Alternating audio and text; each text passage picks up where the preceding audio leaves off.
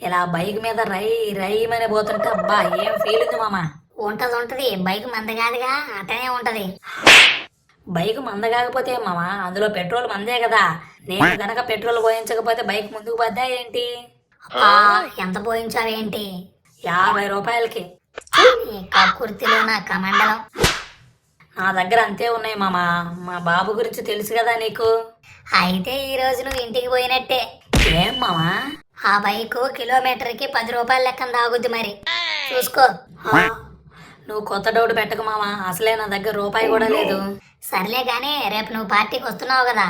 ఏం పార్టీ మామా? హోలీ పార్టీ ముందే అనుకున్నాం కదా. ఓ అదే, నేను రాకుండా ఎప్పుడన్నా పార్టీ జరిగిందా మామా? చాలా సార్లు జరిగిందిలే. అసలు నువ్వు రాకపోతేనే ప్రశాంతంగా ఉంటది. నువ్వు వస్తే పెంట పెంట చేస్తావు మొత్తం. సర్లే మామా, నేనే మీకు ఎక్కువయ్యా కదా, మీరే చేసుకోండి పార్టీ హ్యాపీగా.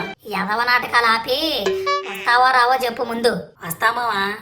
వస్తానంటే కాదు, పార్టీకి 1000 రూపాయలు తీసుకొని రావాలి. లాస్ట్ టైం కూడా ఉట్టి చేతులతో వచ్చావు, మొత్తం మా మీద పడింది.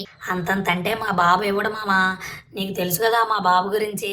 నేను మీ ఫ్రెండ్ అని కదా మామా, మీరే ఎలాగలా సర్దుకోవాలి. ఫ్రెండ్షిప్ లేదు బొక్క లేదు, డబ్బులు తెస్తేనే పార్టీలోకి, లేకుంటే మెడబెట్టి బయటికి గెంటేస్తాం తెలుసుగా. బాయ్. వామ్మో 1000 రూపాయలా?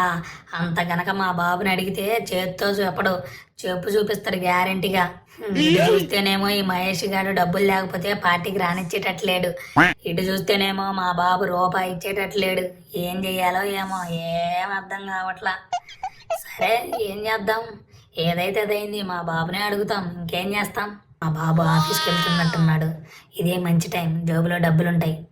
నాన్నగారు ఎక్కడికో బయలుదేరుతున్నట్టున్నారు. ఎక్కడికేంట్రా యాప్రాసి ఎదవా? ఎక్కడికి వెళ్తా రోజు? ఆఫీస్కి. నాన్నగారు ఏంట్రా? అంటే ఓ 1000 రూపాయలు కావాలి. 1000 రూపాయలా? అంత డబ్బు ఎందుకురా నీకు ఇప్పుడు? రేపు హోలీ పండుగ కదా, ఫ్రెండ్స్ అందరం పార్టీ చేసుకుందాం అనుకుంటున్నాం. అప్పుడే పార్టీలు, మందు, సిగరెట్ అంత దాకా వచ్చిందా వ్యవహారం? చీచి, ఇది ఆ పార్టీ కాదు నాన్నగారు, ఇది జస్ట్ డీజే పెట్టుకొని రంగులు చల్లుకుంటూ ఎగురుతాం. దానికి ఎందుకురా 1000 రూపాయలు? అయినా అసలు నా దగ్గర ఇప్పుడు డబ్బులు లేవు. మీరు అలా అనొద్దు నాన్నగారు, డబ్బులు తీసుకురాకపోతే పార్టీకి రానివ్వరు నన్ను, మీరు ఇవ్వాల్సిందే. నా సంగతి తెలుసుగా, నిన్ననే కొత్త చెప్పులు కొన్నా, వాటిని వాడమంటావా ఏంటి? అది కాదు నాన్నగారు. నోరు మూసుకొని 50 రూపాయలు తీసుకొని 4 రంగులు కొనుక్కొని మీద జల్లుకో, అదే పండగ అవుద్ది.